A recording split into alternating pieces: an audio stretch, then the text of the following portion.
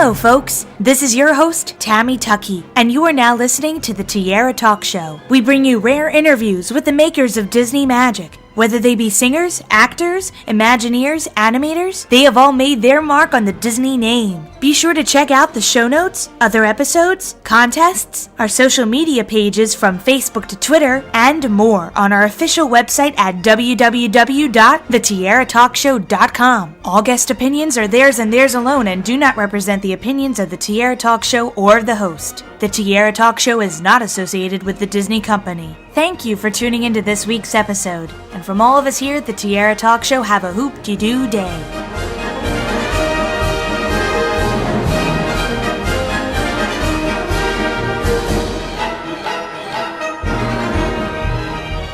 I'm excited to welcome this week's Tiara Talk Show guest, comedian and director, Wil Shriner, to the show. Welcome, Wil. Well, it's a delight to be here. Well, I'd love to talk Disney. I'm many years in the Disney organization. Back when they had interstitial programming between the short shows, they would have like a 4-minute thing where we tour the park, and I was one of the hosts of that for many years. It's great with YouTube because I was just watching a couple clips before we got to start our interview, but it's great to see that some people had been recording this stuff on VHS tape that you probably never find again. And one of them was from 1986, where you're walking down Main Street and talking about the Christmas season. And I wasn't alive during that time, so I didn't get to see this clip, but I thought it was so cool to see the parks and how different they were back then. And well, I had a good head of hair back then. I still do, but it's gray now. But no, we did a lot of stuff. As a matter of fact, I hosted the very first Disney Channel live show from the Magic Kingdom in Orlando.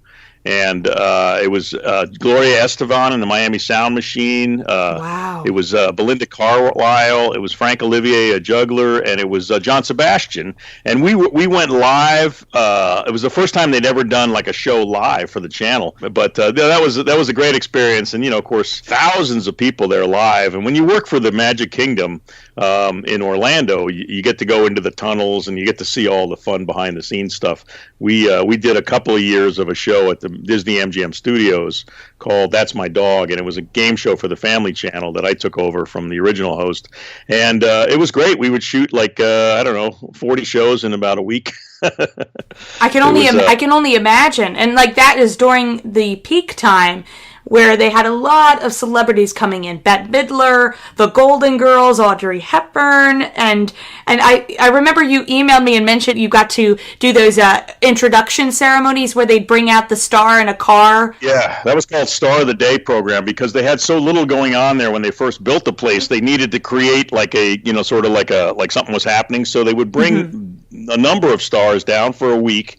They'd pay you. They'd fly your whole family first class, put you up at one of the nice hotels at the the Grand Floridian or the Contemporary, wherever you wanted to stay. They'd put you up, and you had a gift on your pillow every night, and you worked 3 hours. You would do an interview at the Hollywood Bowl set, and then you'd go down the parade route, and you'd wait. You'd have the parade, and then you'd end up in front of the Chinese Theater and put your hands in concrete and get inducted into the Disney family of stars. And you do that every day for a week. And the characters are so nice, and they're so they're not allowed really to speak at all. And I always used to get a kick out of when we were doing the Disney Channel stuff. Would be I go, now when you come, you step in here and I'll hand me the envelope at this point. I go, you know when to do that?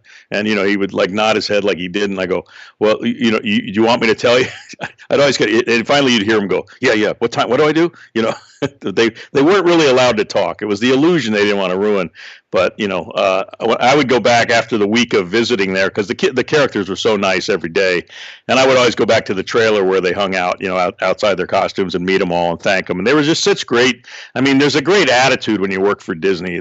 I don't know if it's changed over the years, but it was like we're in show business in a great job that's going to go somewhere. It was before we've all become so cynical about show business, but in those days everybody was really excited for the job, and they had a great time doing it. I hope you don't mind if we take a couple steps back, but with the beginnings of a comedian, because, the big thing was getting to be on the Jay Leno show or the Johnny Carson show when he was still on air, or the David Letterman show, and all these up-and-coming comedians. It's so much different nowadays. I think it's harder to even break into the business. But for you, what was that process like, just to go ahead and start performing and becoming so big? Well, I started at the Comedy Store in like 77, 70, and and everybody, Jay Leno, Dave Letterman, we were all aspiring, struggling new comedians, Gary Shandling, Richard Lewis, everybody was up and coming.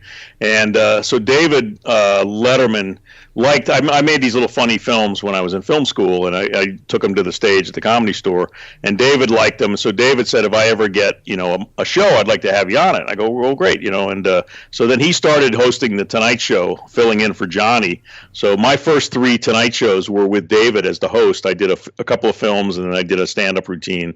And so when I finally got to do it with Johnny, I had a little bit of seasoning where it wasn't so intimidating, because when you stand behind the curtain as a comedian for your first time, and the band's bah, bah, bah, bah, boom, boom, boom, boom, and you hear this thud, the music stops, and you hear this muttering, all right, my next guest is making his first appearance. Your heart kind of jumps out of your stomach, and the curtain parts, and you come out into the sea of light. You can't see anything, and you try to find that little star mark you're supposed to stand on, and then you tell your first joke, or your second joke gets a huge laugh, and then you see all the comedians relax and enjoy the ride, because that audience was that studio audience was 500 people, raked really high, very steep, so the laughs kind of poured down on you. And it was a studio designed by Bob Hope, who was a monologist and did a lot of his specials in there. So it was a great, probably the best TV studio to ever work in. And the Letterman studio in New York was different, and it was not as big, and it was much smaller crowd, and they were farther away. So every comedian that's done the Tonight Show, the original Tonight Show, will tell you that it was and I tell kids, I went to lecture. I sometimes speak at schools about filmmaking and, in my career. So I went to the Johnny Carson School to do a talk in Lincoln, Nebraska. And I said to the kids, do you know who Johnny was? They really don't know. They just see his name on the building. They weren't born when he was, in his heyday. And I said, going on the Tonight Show was like winning American Idol. The next day, everybody knew you. I'd go get my dry cleaning. The guy saw the show. Because they would get, 8-10 million people watching the Tonight Show, maybe more. So it was really an overnight star maker in those days. And my first Tonight Show was in the 70s, and then through the 80s. I remember the first time I did it with Johnny, I got booked to open for Paul Anka in Las Vegas that weekend. And the next thing I know, I'm in Vegas, in front of, 800,000 people. And it was really a star vehicle. And it's not like that anymore. Sadly, there's many more shows, and there's much smaller numbers of people that see them. And, there's a lot more comedians. When I started, there were, 500 comics, and we all knew each other. Today, there's, my son's a comedian. He's a third-generation comedian. And I go with him to open mic, and there's thousands and thousands of comedians. Everybody wants to get into comedy, because after the success of sitcoms with Seinfeld and Roseanne and Tim Allen, it became a vehicle for actors to want to do stand-up so that they could get seen and get discovered and maybe get their own show. Well, we shared our hallway behind our soundstage with the Mouse Club, and Justin Timberlake was in the club, and Britney Spears was in the club. I remember them all as kids. They weren't, they were unknowns at that time, but I remember seeing them, and we'd kind of wave at each other. Because I'd be there for a month. We'd have a month of production. We'd have a couple weeks of rehearsal, and then we would do, I think, three or four shows a day, but we'd do like a bunch of them throughout, like for 3 weeks, and you'd live on the property somewhere. And my son came down with me a couple times, just my son and I, and he was about 7 or 8 years old at the time.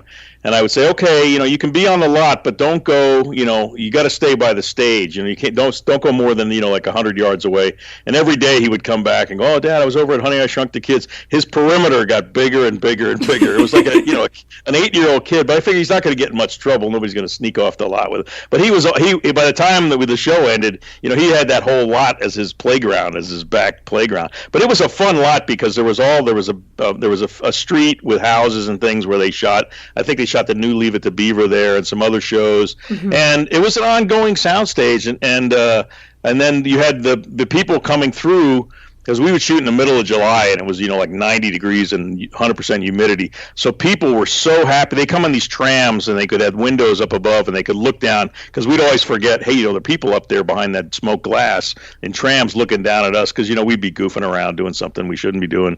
And we would laugh about all these people coming by, and we'd, I don't know if they're there or not, but they would come into our studio. They were only allowed to come in for one show, because we had we would do 5, but they wanted to stay for the air conditioning. But we had so many people that wanted to come because it was really the only show filming on the lot. So people would, we had the best audiences. People would come, and they were so happy to sit in some air conditioning for a half hour. I haven't been back there in a long time. I was up in Orlando for the haunted Halloween nights at Universal, where they take their old sound stages, which they built a bunch of stages that have not been really used for movies anymore. Production in Florida kind of got hurt by the loss of the tax incentives.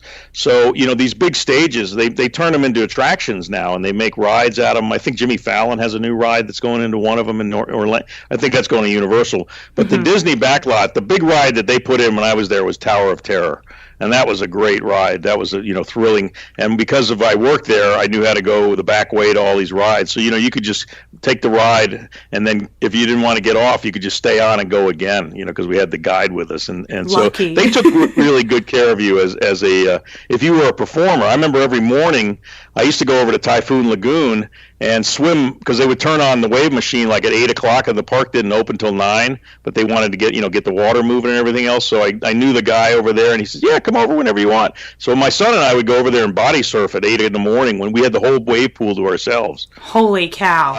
Yeah, we did a lot of stuff at the Disneyland in Anaheim, filming these. I did when they opened the Raiders of the Lost Ark ride. Mm-hmm. I was working for KCAL, which Disney owned at the time. So I was the host of the Toy Story opening event, and then a host of we did a thing for the Indiana Jones ride, and the Magic Kingdom. When you worked at Disney, you weren't allowed to smoke or eat, or you had to do it all away from the public. They're really concerned with protecting, the guest experience. And, I think that's pretty cool. I mean, nowadays, if you wanted to have a cigarette, not that I smoked, but if our crew wanted a cigarette, we had to go go back behind the scenes to have a break. And, Disney does it right. I mean, I know another thing I did for Disney. They bought the Queen Mary. I don't know if they still own it, but they bought the Queen Mary in Long Beach, and we did a big, 1930s Queen Mary special with Melissa Manchester, Michael Feinstein, I think a couple other acts. I can't remember everybody who was on it. And also, since you mentioned the Indiana Jones attraction, which is my favorite ride at Disneyland, it's so much fun. There is a whole video of you coming out for the Celebrate 40 Years of Adventures at Disneyland for its 40th anniversary, which they were featuring this attraction opening, and it was this big opening with all these celebrities. So I will link to the video itself below in the show notes so our listeners can see it. But I love watching you ride it. It was funny. I did host a 40th anniversary show. I hosted, I was a go-to guy when they couldn't get a really big name, and I was a competent host, and so I did a bunch of stuff for Disney over the years. But I remember that ride, and they had us all in like a pool line, like a rope line, and we're trying to interview people coming through the line, and people kept coming over to me because I knew them. Hey, Dennis Miller or whoever. I think Dana Carvey, and I got a lot of people to come over and talk to me just because like what are you doing in this line? I go, I'm hosting the show. Leave me alone. And the best thing about things that you do, like I directed a bunch of Everybody Loves Raymond and Frasier and Becker and Wife and Kids, and those shows, they keep running and running, and every time you see my name, know that I'm getting a nice little residual check. You were also the writer on Hoot as well, besides being the director, and I loved how it stayed very close to the source material. Well, that was my goal. When Jimmy Buffett is a friend of mine, and when he read the book, he optioned it from Carl Hiaasen, and Carl Hiaasen's an adult writer, but this was his first young adult book. And it won a Newbery Award, but it was intended for 7th graders. So Jimmy asked me, what do you think? And I said, I make a great little movie. I said, I tell you what, I'll write it if I can direct it. So we shook a fish sandwich in Key West. We shook hands and said, that's a deal. So my goal was to make Jimmy happy and to stay loyal to Carl. So I would run by stuff by Carl. If I was changing stuff in the book, the kid lives in a abandoned ice cream truck in a junkyard. And I just thought, because it's Florida, why not have him live in an old boat in a boatyard? So the beauty of the movie is really we shot it on 35 Panavision film with a wonderful director of photography named Michael Chapman, who is an ace. He's a lifetime ASC award-winning cinematographer. And Michael Chapman had been an operator on The Godfather. He'd been an operator on Jaws. He'd directed his own movies. He'd shot The Fugitive. He'd won an Academy Award for The Fugitive. I mean, Michael was like the greatest guy to have your back. and the experience we had, we shot through 4 hurricanes in Florida in the middle of '05. Katrina came by, we had to shut down for a day, and we just got really lucky on the weather. And then we created a town, which is a small Florida town that doesn't really exist. But so we had pieces of Florida from the Keys up to outside of Orlando and Homosassa Springs. We were in Boca Grande, and then we were in Fort Lauderdale a lot. So, people all go, oh, this movie's so beautiful. Even the State of Florida Tourism Board used to show the movie just to show, they'd show the highlights to show how beautiful Florida was. And that's does a lot for tourism, especially for Florida, when you have these beautiful movies. Miami Vice has done a lot for Miami. The show called Bloodline is a huge attraction for the Keys now. And then in the book, Beatrice is kind of a big hulking kind of a large girl. And I just couldn't find a large girl with any vulnerability. And I had directed a sitcom called Raising Dad with Bob Saget and Brie Larson. And Brie was such a wonderful little actress. And I remember saying, Brie, would you just come in and read for this? I know you're not really the type, but come and read. And she did such a great reading. And she was, such a great kid that I said, I think we can make her work. We'll put her on boxes. We'll raise her up, make her taller. We'll surround her with littler girls so she looks bigger. And Brie Larson, I mean, I get the credit for putting her in the first leading role. She went on and won last year. She won, the BAFTA, the SAG Award, the Oscar for Room. And Brie is now directing her first movie, and she's in this movie Skull Island coming out. That's amazing. She's just a great kid. And, it makes you feel good when people you put in a movie do well and go on to do great things. I mean, the kid Logan Lerman, it was an early film for him. He's had a big career. So a lot of our cast, I was very proud of the casting because Woody Allen used to say, if you cast a movie right, you really don't have to do much directing. Absolutely. Everybody. Well, I always love seeing you host whatever type of special it is for Disney and also for other shows. And it's so great to talk with you today, Wil. And before we end, I have 3 Disney-themed questions I always ask my guests. So We'll start with the Donald one, which is, as a child, what Disney film was one of your favorites to see in the movie theater? I think Fantasia. Fantasia had such a great soundtrack. I mean, I remember as a little kid when I saw Fantasia. Our goofy question, what Disney character do you think would be your best friend if you met them in person? Oh, I think probably Pluto. You see, pretty carefree. He's quiet. He doesn't talk much.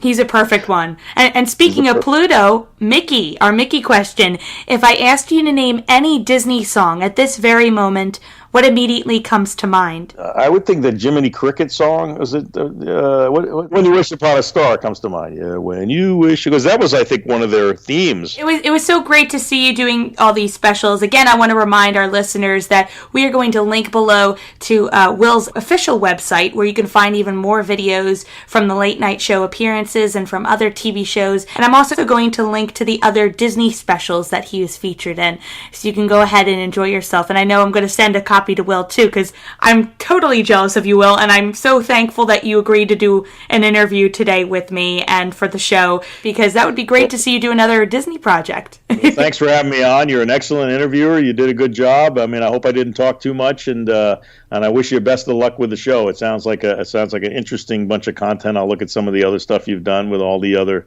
great Disney talent that's come through there. Disney was a great incubator of talent, and they still are.